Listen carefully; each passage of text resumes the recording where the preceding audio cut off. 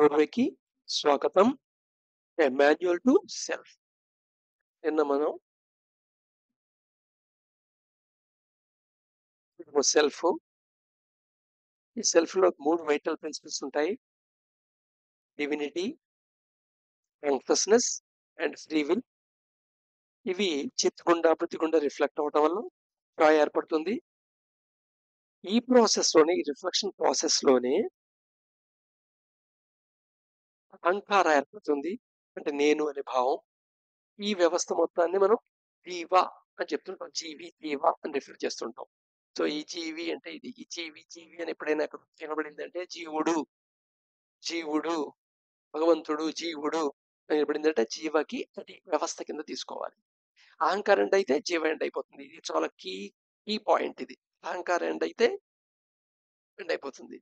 లేదా చిత్ బుద్ధిలో మోడిఫికేషన్స్ ఎండ్ అయినా షాడో అనేది వాస్తవాన్ని ప్రతిబంధిస్తుంది. ఏది వాస్తవం ఉందో ఆ వాస్తవమే షాడో కింద కనబడుతుంది. అదే చిత్ బుద్ధిలో మోడిఫై అయితే షాడో కూడా మోడిఫై అయి ఉంటుంది. ఉం?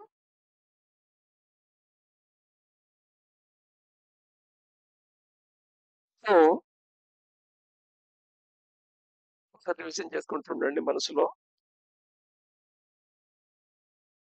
కాన్షియస్నెస్ అనేది ఒక లైట్ సోర్స్ లాగా అర్థం చేసుకోండి. రైట్. అహంకారం. సో ఈ అహంకార అనేది when nourished hostel body and physical body. ఈ అహంకారం అనేది సపోజ్ పోషణ చేసింది అనుకోండి. నరిష్ చేయటం అంటే పోషణ చేయటం, దానికి కావాల్సిన జాగ్రత్తగా చూసుకోవటం, దానికి కావాల్సిన నీరు ఇవ్వటం, దానికి కావాల్సిన ఎరువు అందించటం, ఇలాగా దానికి కావాల్సిన పదార్థాలు ఇవ్వటం దాని ఎదుగుదలకి. అలాగా అహంకారం నరిష్ చేస్తుంది దీన్ని, హాస్టల్ బాడీని అండ్ ఫిజికల్ బాడీని. ఈ రెండింటిని నరిష్ చేసినప్పుడు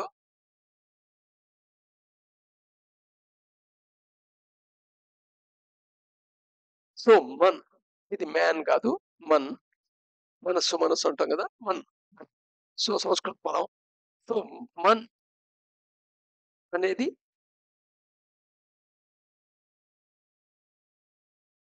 సో ఇక్కడ ఈ కాన్షియస్నెస్ ఎంత రిఫ్లెక్ట్ చేయబడుతోంది అనే దాని మీద ఆధారపడుతూ ఉంటుంది. జస్ట్ ఇక్కడ కూడా లైట్ ఎగ్జాంపుల్లోకి వచ్చేద్దాం. సో ఒక గదిలో లైట్ వేయటం వల్ల అన్ని వస్తువులు రిఫ్లెక్ట్ చేస్తాయి. కానీ సపోజ్ అక్కడ ఒక ఏదో వజ్రమో, లేకపోతే ఒక మాణ్యం, లేదా ఒక క్రిస్టలో ఉందనుకోండి, అది ఎక్కువ రిఫ్లెక్ట్ చేస్తుంది. అద్దం అనుకోండి, ఎక్కువ రిఫ్లెక్ట్ చేస్తుంది. మిగతా వస్తువులు అంత ఎక్కువ రిఫ్లెక్ట్ చేయవు. సో ఇలాగే అవేర్నెస్ ఒక తేడాలు ఉంటాయి అన్నమాట మనిషికి మనిషికి. ఒక మనిషిలో అవేర్నెస్ ఎక్కువ ఉండొచ్చు, ఒక మనిషిలో అవేర్నెస్ తక్కువ ఉండొచ్చు. అలాగే ఈ చిత్కాయకి ఐడెంటిఫై అయిన స్థితిలో ఆత్మని జీవాత్మ అనే పదం వాడుతుంటారు. సో జీవి, జీవాత్మ. సో జీవాత్మ వేరు, ఆత్మ వేరు, పరమాత్మ వేరు. పరమాత్మ అంటే ఏమిటి తేడా? బ్రహ్మం సిద్ధాంతంలో పరమాత్మనేమో వాయువు కింద తీసుకోండి. ఒక చిన్న బుడగ ఊస్తే ఆ బుడగ ఫిలిం ఉంటుంది కదా, ఆ బుడగ ఏ పదార్థంతో తయారు చేయబడిందో బుడగ, ఆ బుడగేమో నీ ఫిజికల్ బాడీ ఇవన్నీ అనుకోండి. సో దానిలో ఉన్న గాలి ఉంది, బుడగలో ఉన్న భాగం, అది బయట గాలికి తేడా ఏం కాదు, అది గాలి ఇది గాలి. అది దీన్ని జీవన్ ఎప్పుడు అంటాం? ఎప్పుడైతే రిఫ్లెక్ట్ అవుతుందో, గుండా బుద్ధి గుండా రిలెక్ట్ అవుతుందో ఆ టైంలో రెండు ప్రాసెస్ జరుగుతాయి. ఒకటి షాడో అవుతుంది, చిత్కాయ, అండ్ హంకార ఏర్పడుతుంది, అంటే నేను అనే భావం. ఇక్కడ ద్వైతంలోకి వెళ్ళిపోతాడు అనమాట. నేను అని ఎప్పుడైతే అనుకున్నాడో, నేను కానిది నేను అని సెపరేషన్ ఉంటేనే నేను వస్తుంది. సో ఇప్పుడు జీవ వ్యవస్థ ఏర్పడినటువంటి ఇలా వ్యవస్థ ఏర్పడిందని జీవి అంటారు ఇక్కడ.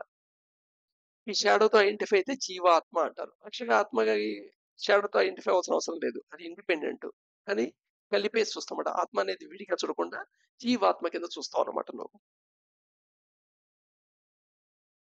అలాగే మన చుట్టుపక్కల లైట్ పడినప్పుడు కొన్ని వస్తువులు ఎక్కువ రిఫ్లెక్ట్ కావు కదా, అలాగే ఈ కాన్షియస్నెస్ కూడా కొన్ని కొన్ని వస్తువులు గుండా ఎక్కువ రిఫ్లెక్ట్ కాదు. ఇది జీరో రిఫ్లెక్షన్ అని చెప్తాం, కానీ ఎక్కువ కాన్షియస్నెస్ రిఫ్లెక్ట్ కాదు.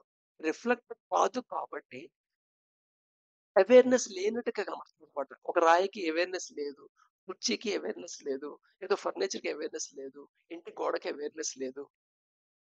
నువ్వు వాడే వస్తువులన్నిటికి అవేర్‌నెస్ లేనట్టుగా ఉంటుంది. ఎందుకు లేనట్లంటే ఇక్కడ జీరో అవేర్‌నెస్ అయితే కాదు.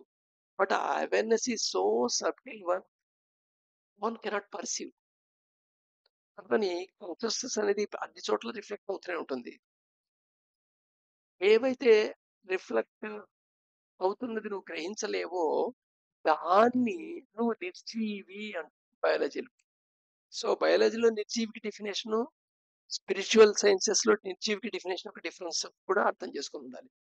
ఏవైతే ప్రత్యుత్పత్తి చేయలేవో, ఏవైతే ఎదుగుతుంటదో, ఏదైతే పుట్టుకుండదో, ఏదైతే చావుండదో, ఏదైతే గాలిని శ్వాసించదో అది నిర్జీవి బయాలజీ పరంగా, జీవశాస్త్రం పరంగా. బట్ స్పిరిచ్యువల్ నాలెడ్జ్ ప్రకారంగా నిర్జీవి అంటే ఏంటి?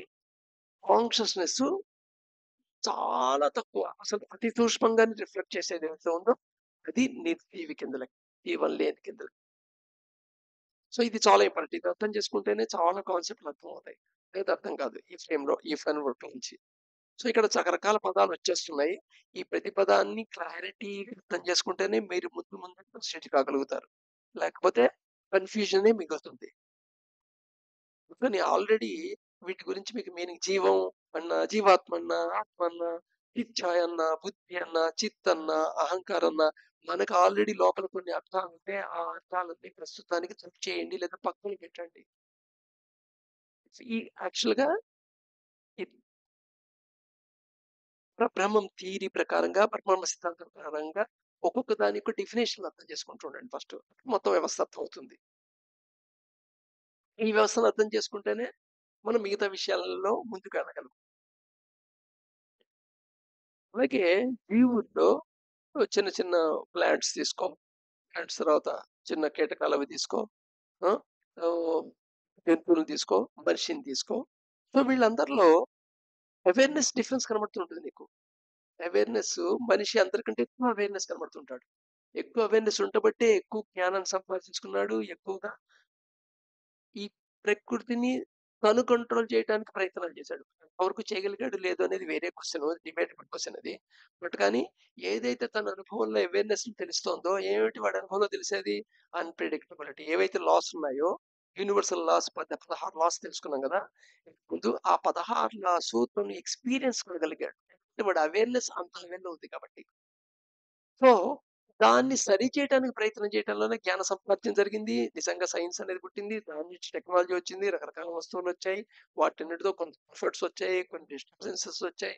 కొన్ని సుఖాలొచ్చాయి. కొన్ని దుఃఖాలొచ్చాయి. సో, అదంతా వేరే మ్యాటర్. బట్ కానీ ఆరిజిన్ ఇదనమాట. సో, ఆరిజిన్ పాయింట్ అర్థమైందా? ఎక్కువ రిఫ్లెక్ట్ దేని నుండి అవుతుంది తీసుకుంటే, ఈ స్థూల శరీరం నుండి ఎక్కువ రిఫ్లెక్ట్ కాదు కాన్షియస్‌నెస్. దానికంటే సూక్ష్మ శరీరంతో ఎక్కువ రిఫ్లెక్ట్ అవుతుంది. అంతకంటే కారణ శరీరంతో ఇంకా ఎక్కువ రిఫ్లెక్ట్ అవుతుంది. అంటే ఈ పార్ట్ ఏదైతే ఉందో మైండ్‌లో దాని నుండి ఎక్కువ రిఫ్లెక్ట్ అయ్యే ఛాన్స్ ఉంటుంది. ఎంత క్రిస్టల్‌గా ఉంటే అది అంత రిఫ్లెక్ట్ అవుతూ ఉంటుంది.